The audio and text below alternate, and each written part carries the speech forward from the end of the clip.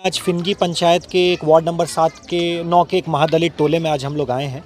यहाँ पर अभी हम लोगों ने गांव वालों सबसे बात की।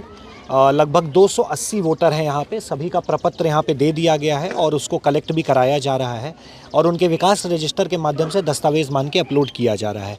इस बूथ में कुल 900 लोग हैं वोटर, उन सब का भी आज प्रपत्र बांटा जा रहा है और ये कलेक्शन कराया जा रहा है।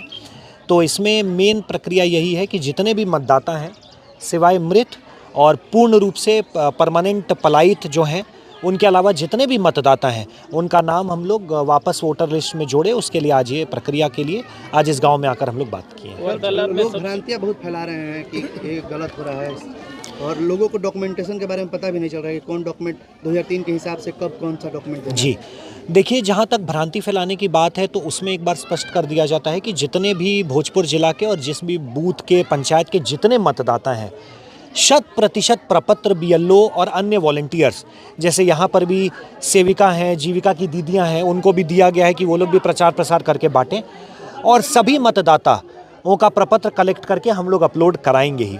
जहाँ तक दस्तावेज़ों की बात है तो 11 तरह के दस्तावेज़ भारत निर्वाचन आयोग ने दिया है और इसमें सबसे अच्छी बात यह है कि 2003 के मतदाता सूची में हमारे जिला के 65 से 70% मतदाताओं का नाम है। तो जिनका मतदाता सूची में नाम है उनको बस वही सर्च करके BLO अपलोड कर रहे हैं। और जहां तक अन्य भी दस्तावेज़ों की बात है, जैसे ये महादलित टोला है, तो वैसे समग्र सेवा अभियान में यहाँ पर भी लोगों ने बताया कि कई लोगों का जन्म प्रमाण पत्र, आधार, राशन कार्ड सब बना है। तो उस तरह से कई लोगों के दस्तावेज़ उनके पास आ भी गए हैं और ख़ासकर अन्य पॉकेट्स में जहाँ किसी भी प्रकार के दस्तावेज़ों की कमी है तो उसमें अन्य ऐसा कोई भी दस्तावेज़ जो ये प्रूव करता है कि वो यहाँ के निवासी हैं, भारत के नागरिक हैं, वो दस्तावेज़ मान्य किया जाएगा। जैसे महादलित टोलों में सरकार की तरफ से एक प्रावधान है कि विकास रजिस्टर बनाया जाता है, जिसमें जो वहाँ के विकास मित्र हैं टोले के सभी परिवार के सदस्यों का नाम लिखते हैं किस किस योजना से आच्छादित किए और उसमें पंचायत सचिव का हस्ताक्षर भी होता है। हम लोग उस दस्तावेज़ के माध्यम से भी सभी वोटर का मान लेंगे।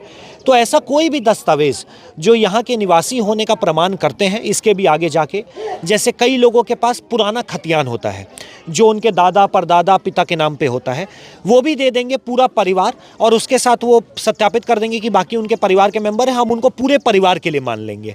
इसी प्रकार जो नगर निकाय के एरिया उसमें लोग होल्डिंग टैक्स कटवाते हैं तो वो भी हम लोग मान लेंगे। आगे इलैबोरेट फॉर्म में जिस भी प्रकार के दस्तावेज ये प्रूफ करते हैं सत्यता, कहीं पे पारिवारिक सूची है, पारिवारिक पंजी है, कोई अन्य भी पंजी है, उन सबको हम लोग मान्य कर रहे हैं।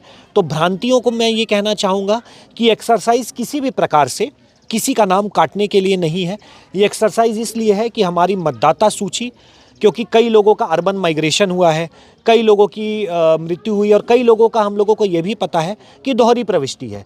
यहाँ पर भी नाम है, लोग चले गए हैं शहरी एरिया में, वहाँ पे भी नाम लिखवा लिया है। और भारत निर्वाचन आयोग और जिला प्रशासन का भी ये सख्त निर्देश है कि जो वल्नरेबल पॉकेट्स हैं, दिव्यांगजन, जो वृद्ध व्यक्ति हैं या महादलित टोले हैं, उसमें कैंप करके सबका हम लोग 100% कराएंगे। बड़ी समस्या आधार कार्ड और पैन कार्ड मान्य नहीं रहे। जी, जो नियम है उसमें आधार कार्ड और पैन कार्ड मान्य नहीं किया गया है, तो वो दस्तावेज़ मान्य नहीं है। परंतु ऐसे कोई भी दस्तावेज़ जो उनकी यहाँ के निवासी का प्रमाण पत्र देते हैं उसको मान्य कर दिया जाएगा। आधार कार्ड और पैन कार्ड लगाकर ही आवासीय बनाते, तो क्या आवासीय मान्य होगा? आवासीय बिल्कुल मान्य होगा, क्योंकि आवासीय में होता क्या है कि जब आप RTPS सेवा में देते हैं तो उसमें ये दायित्व है वहाँ के कर्मचारी और कर्मी का कि उनको जाकर एक बार देख भी लेना है, सत्यापन भी कर लेना है कि वो यहाँ के निवासी हैं कि नहीं है। उस आधार पे आवास प्रमाण पत्र बनता है तो वो मान्य होगा। सर, एक सवाल है सर कि बिहिया में लैंड डिस्प्यूटेड का मामला सबसे ज़्यादा सामने आ रहा है सर, इस पर क्या कार्रवाई होगा? नहीं, कुछ स्पेसिफिक मामले हो तो हम लोग उस पर एक्शन ले रहे हैं।